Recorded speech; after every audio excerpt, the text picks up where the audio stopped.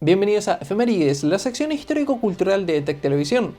El día de hoy presentamos el 13 de mayo, pero no de hoy sino del año 1647 en Santiago de Chile, ya que es en un día como hoy cuando se produce un devastador terremoto conocido en la historia como el Terremoto Magno, el cual acaba con la vida de una quinta parte de la población de Santiago, la cual claro por aquel entonces no era tan grande como ahora. Se estima que entre 600 y 1000 personas fallecieron producto del movimiento sísmico que arrasó con casi la totalidad de las construcciones coloniales de las ciudades afectadas. Debido a estas cifras, este terremoto es el quinto más mortífero en la historia de Chile proporcionalmente hablando. Y cuando hablamos de proporción, nos referimos a la cantidad de personas que había en aquel momento en Chile.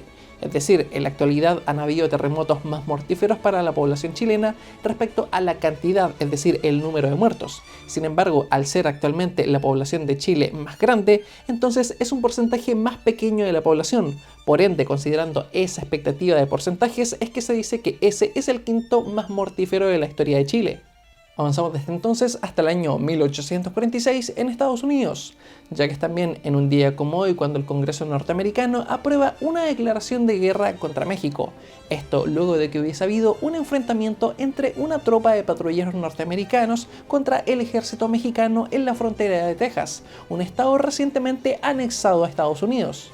En los siguientes 2 años de guerra, México perderá las regiones de California y Nuevo México, recibiendo a cabo tan solo una indemnización de 15 millones de pesos mexicanos.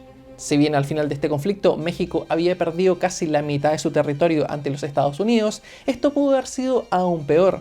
Y es que de hecho, cuando el presidente estadounidense James K. Polk se dio cuenta que su ejército había conquistado incluso la capital de México, se dio cuenta que podía anexarse a todo el país. Sin embargo, no contaba con que su embajador en México había decidido firmar los acuerdos de rendición por cuenta propia, sin obedecer la orden de que regresase a los Estados Unidos y de esta forma firmando el acuerdo de Guadalete Hidalgo, de acuerdo a la cual se respetaban nuevas fronteras pero no la absorción de todo un país. Avanzamos desde entonces hasta el año 1981 en la Plaza de San Pedro en el Vaticano, ya que es también en un día como hoy cuando el entonces Papa Juan Pablo II resulta gravemente herido por los tiros propinados por Ali Akka, un representante de la extrema izquierda turca. Poco tiempo después, el Papa perdonará a su agresor ante las cámaras de televisión de todo el mundo, quien pese a ser condenado a cadena perpetua solo cumplió una pena de 19 años, ya que el mismo Papa intercedió para su liberación. Tras la muerte de Juan Pablo II, Akka acudió a la tumba del mismo a orar, del quien consideraba ahora un amigo. El mismo también se convertiría del Islam al catolicismo. Y hasta aquí las efemérides del día de hoy. Como siempre recordándoles que nos reencontramos mañana en este mismo horario por las pantallas de Tech Televisión.